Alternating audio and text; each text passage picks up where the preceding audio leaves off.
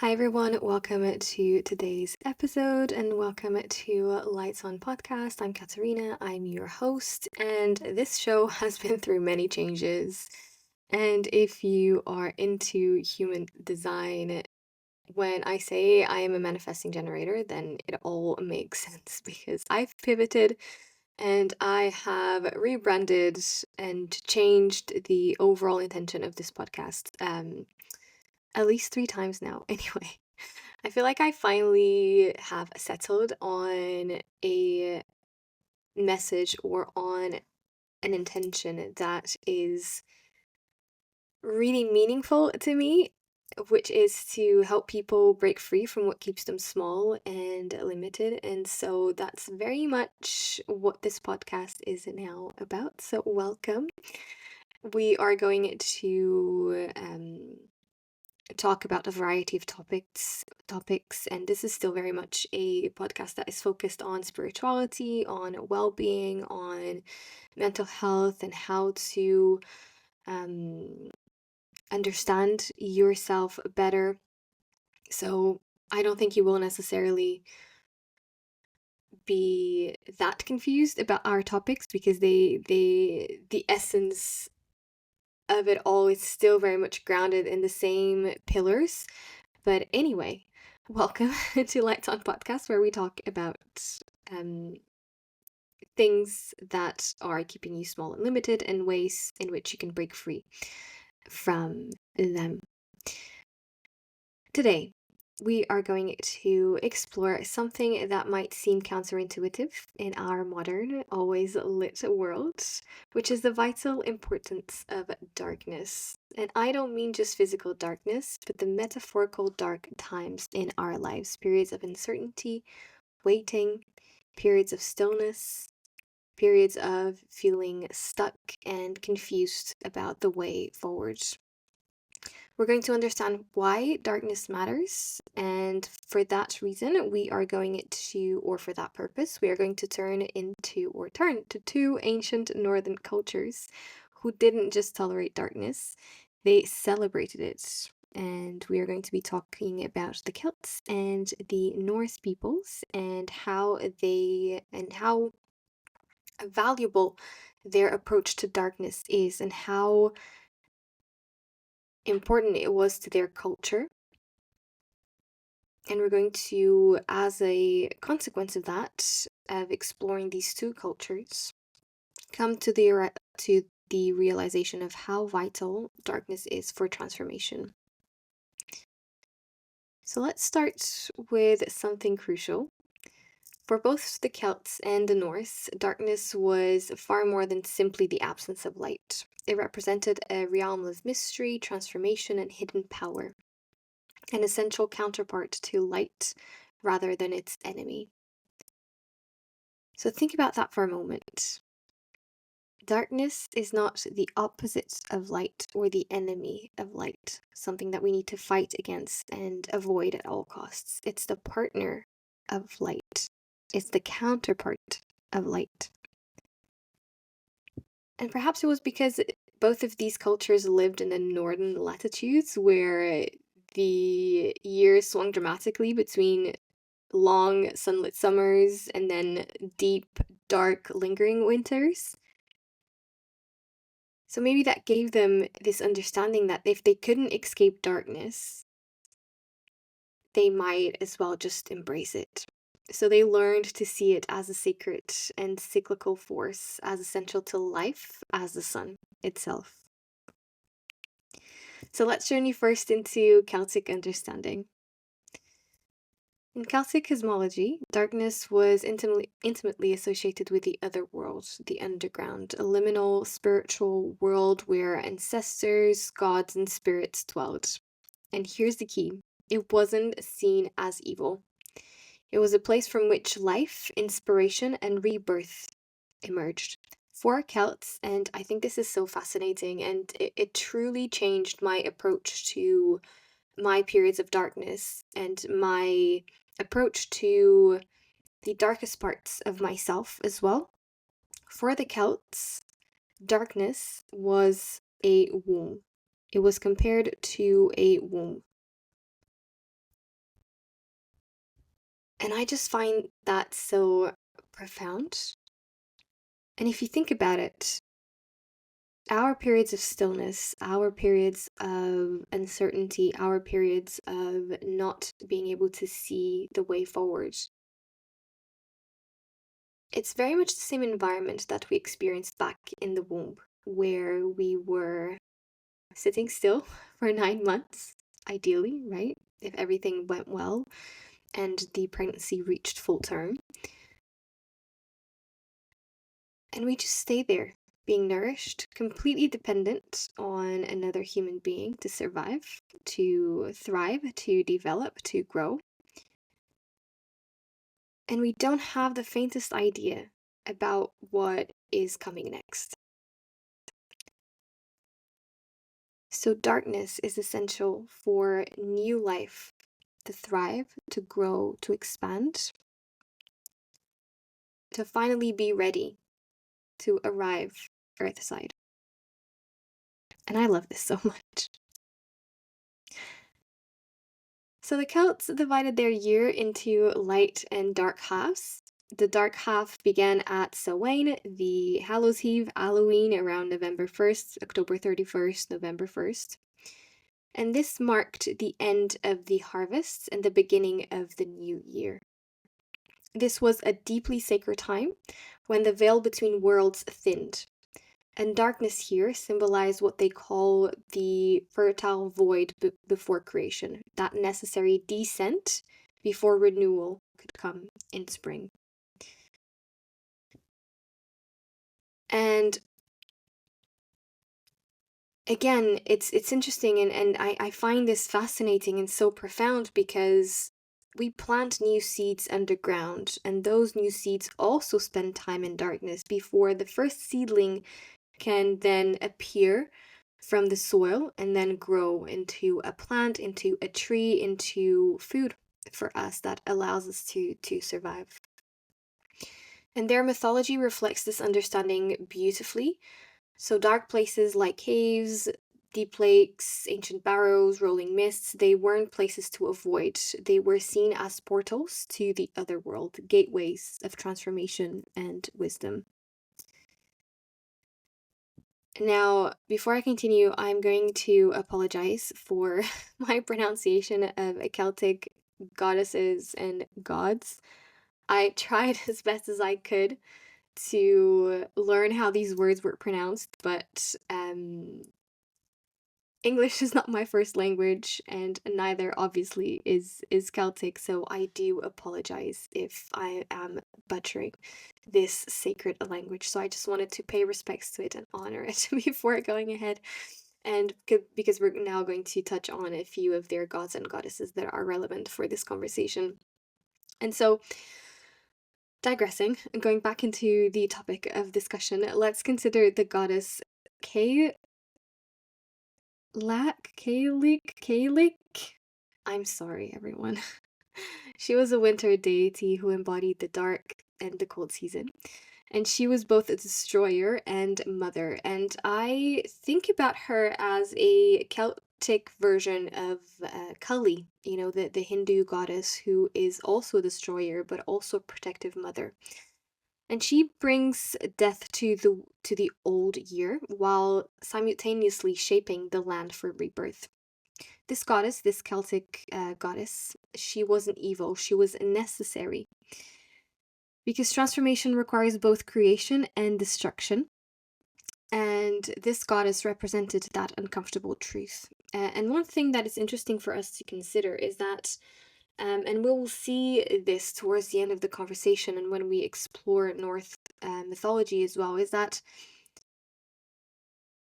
and actually not just Celtic and Norse mythology, all over the world, really, if we go far enough into the old ages, into ancient times, these gods and goddesses of darkness, they were very common and they were revered.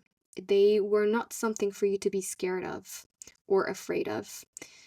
This shift into fear and this shift into fearing darkness and avoiding darkness at all costs only really began when there was a rise of organized religion.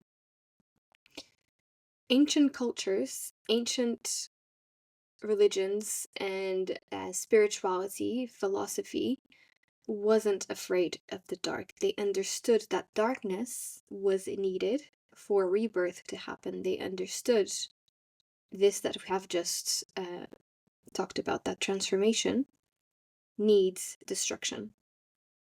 Because without that destruction to happen, there is no room for new life. But organized religion, because they wanted to control and appropriate the previous religions and the previous gods and goddesses, appropriated these deities related to darkness, and they changed the narrative about them, and they turned them into the personification of evil, of hell. And we will see actually an important connection with hell when we talk about Norse mythology and a particular goddess of theirs. So it's really important for us to understand that this fear of darkness is not natural. This was a narrative that was intentionally created to influence people and to have them move from their pagan practices and their native indigenous spirituality practices into the value system and the ways of life of organized religion.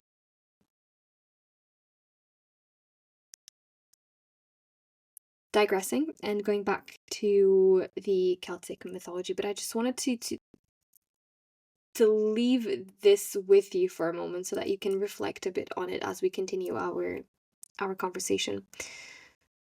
So the Celts celebrated darkness, as we've seen. They lit bonfires at Samhain, Hallows Eve, Halloween, and Amog. And this was important, these bonfires were not to banish darkness. They lit fires to honor and balance it.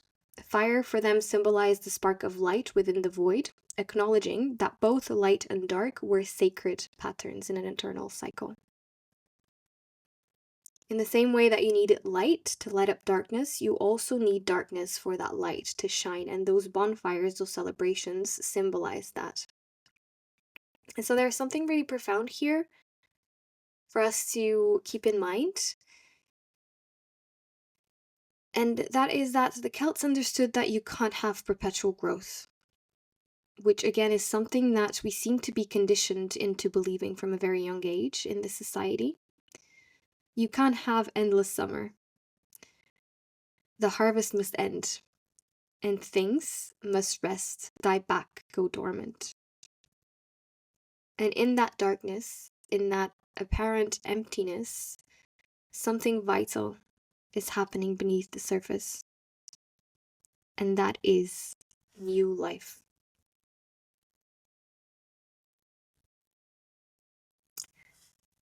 Let's now explore the North tradition. Go further north, where darkness carried both cosmological and existential weight. According to the poetic Edda, the world itself began in darkness in a void called, I'm so sorry about these words that I'm mispronouncing, Ginnungagap, where ice from the realm of, and I did write, I have these words in front of me, so I'm doing the best that I can to pronounce them, where from the realm of Niflheim met fire from Muspelheim. Darkness, God, I'm so sorry. Darkness then wasn't for them, and to explain beyond my mispronunciation of the word. So for the Norse peoples, Darkness wasn't something that came after light, so it's a slightly different approach here. For Norse people, darkness was a primordial state. So the world began in darkness. Darkness was that first stage from everything. And then from darkness, everything else arose. So everything began in the dark. The Norse even personified night as a goddess, Nótt, and she was amongst the earliest beings in Norse cosmology. She rode across the sky before the sun even existed, and her son, Day, followed after her. So darkness here is not feared, it was ancestral and fundamental to the cosmic order itself. So without darkness, for the Norse peoples, there would be no life, no world, no nothing. The Norse year turned around deep winter, culminating in Yule, when darkness was at its longest. Their rituals during this time honored both the death of the sun and its eventual rebirth. They feasted, gathered around fires, and invoked this continuity and protection through the dark months. In their midst, darkness also marked liminal spaces and transformation. And an interesting story connected to this is the myth of the goddess Hel, spelled Hel. And it's from this goddess Hel that we now have our hell, pronounced Hell. That organized religion also appropriated and turned into everything to be scared of and evil. But the goddess Hel had nothing to do with fear and evil and the devil. It was this space where souls lingered after death. And the realm of hell was not a place of punishment like we were made to believe in the Christian sense. They were domains of mystery and waiting that mirrored nature's own cycles of dormancy and eventual renewal.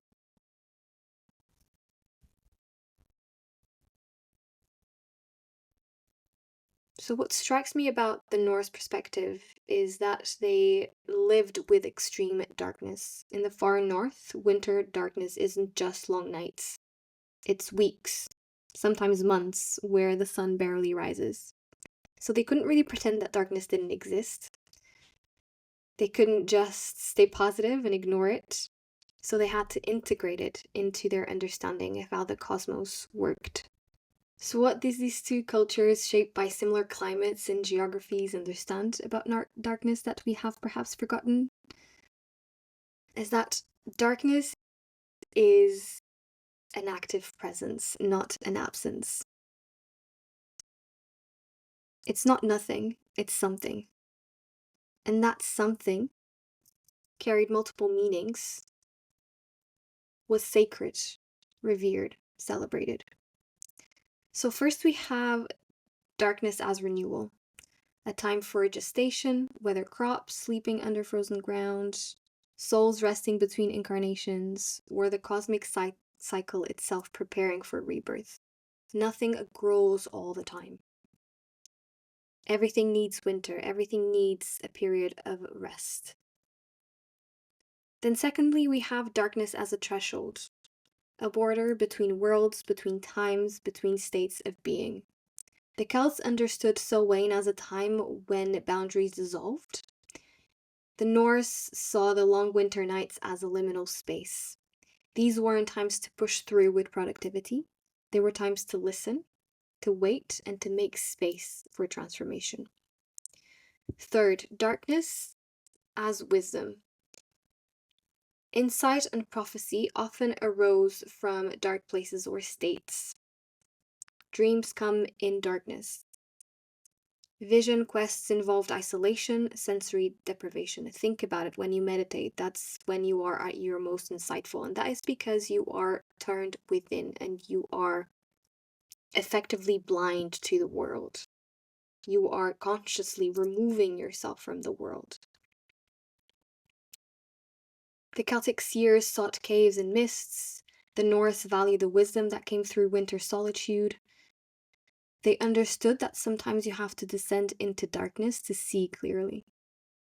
And finally, balance. And this might be the most important lesson. It really stands out to me, this one and the first part about darkness being renewal, being gestation, a gestational period, being a womb. But when it comes to balance, it's important to, or when it comes to darkness, it's important to understand that neither light or dark was wholly good or evil. Harmony came through respecting both, honoring both, making space for both.